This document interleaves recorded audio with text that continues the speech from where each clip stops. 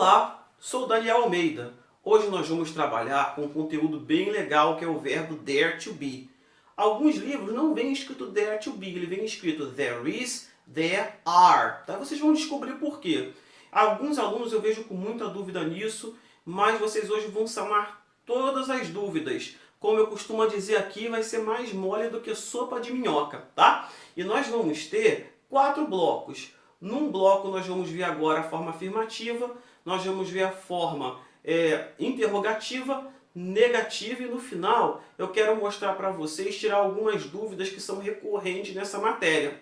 Tá? Eu vou mostrar aqui para vocês agora a forma afirmativa, eu vou começar. Tá? Nós temos aqui o verbo there to be e aqui nós temos as formas dele mais comum, que é o there is, there are. Tá? Então aqui o there is, também pode escrever dessa maneira aqui, que é a forma curta, ele significa existência e geralmente, na maioria das vezes, você pode traduzir ele como o verbo haver. Tá? Ele tem muito a ver com a existência e com o verbo haver. Esses exemplos que estão aqui são coisas que você poderia encontrar no quintal de uma casa. Tá? E eu botei aqui em cima a forma dele no singular, embaixo no plural. Então aqui eu tenho o verbo there is, que significa há. Então, ó, there is a dog, há um cão. There is a cat, há um gato. There is a tree, há uma árvore. Tá? Na semana passada nós fizemos uma aula sobre articles. Repara só que como é singular, todos os exemplos aqui estão com articles. Tá? Tem os articles. E aqui nós temos o numeral 1. Então, ó, there is one girl, there is one box, there is one bike. Tá? Se eu botar o there are aqui, vocês vão ficar com um zerinho bem grande na prova. Tá? Aí, aqui a gente tem essa maneira. E aqui nós temos a forma dele no afirmativo, no plural. Então nós temos there are dogs, there are cats, there are trees. Lembrando, ele não tem forma curta. Tá? Outra coisa aqui que eu gostaria de ressaltar para vocês. Aqui eu só falei que há cães, há gatos e há árvores. Hora nenhuma eu falei o número. Tá? Ele pode vir dessa maneira na prova. E aqui nós temos ele com numerais. Então, there are 5 girls, there are 2 boxes, há 2 caixas, there are 6 bikes. Então, viu, ele mais uma vez ressaltando que ele traz o sentido do verbo haver e de existência. Tá? Não pode esquecer isso, no final vocês vão entender por quê, a confusão que ele causa. Bem, agora eu vou mostrar para vocês a forma interrogativa. Tá? A diferença dele para a forma anterior são só 2 e são simples ao extremo. Primeiro, o verbo estava aqui, antes era there is a dog. Agora o verbo passou, ele era aqui, ele vem para cá. Aí fica is there a dog? Tem mais uma diferença, vocês podem perceber aqui o ponto de interrogação que não pode ser esquecido. Aí fica is there a dog? Is there a cat? Is there a tree? Is there one girl? Is there one box? Is there one bike? Na forma plural do verbo there to be fica are there dogs? Are there cats? Are there trees? Are there 5 girls? Are there 2 boxes?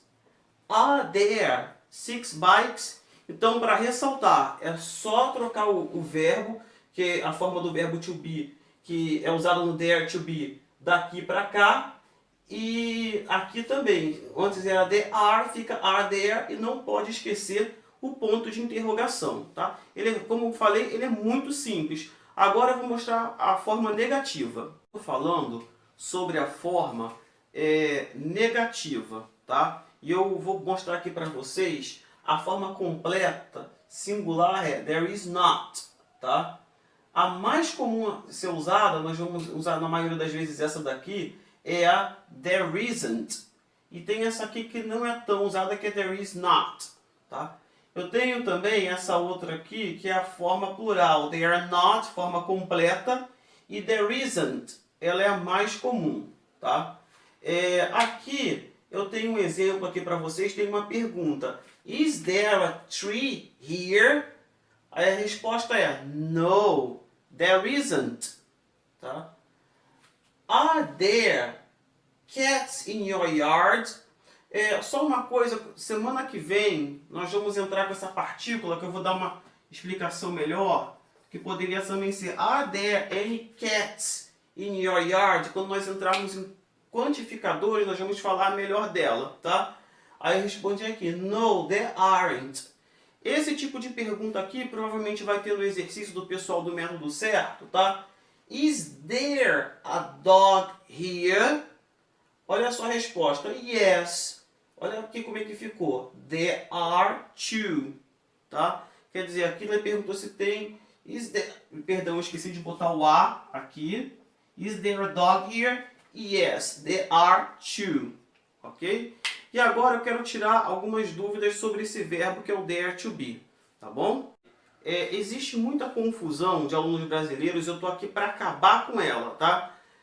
Sobre a diferença do verbo there to be e o verbo to have, tá? O verbo there to be, ele expressa haver, o verbo haver nosso e o verbo existir. Ele tem sempre esse sentido, ele não tem outro sentido. E o verbo to have, ele significa possuir, tá? Então ele indica posse, tá? Eu vou mostrar aqui alguns exemplos e depois eu vou falar para vocês melhor o porquê desses exemplos. Aqui a gente tem, ó, There is a Christ at the Corcovado Mountain. Estou dizendo aqui que há um Cristo no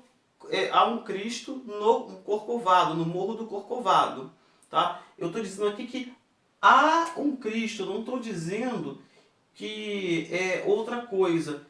Porque eu já vi algumas pessoas se expressarem assim, olha, tem um Cristo lá no Corcovado. Eles vêm aqui, ó, e usam esse verbo aqui. Isso está errado. Então, sempre quando expressar a existência, o verbo there is. Aqui é um uso certo do verbo to have.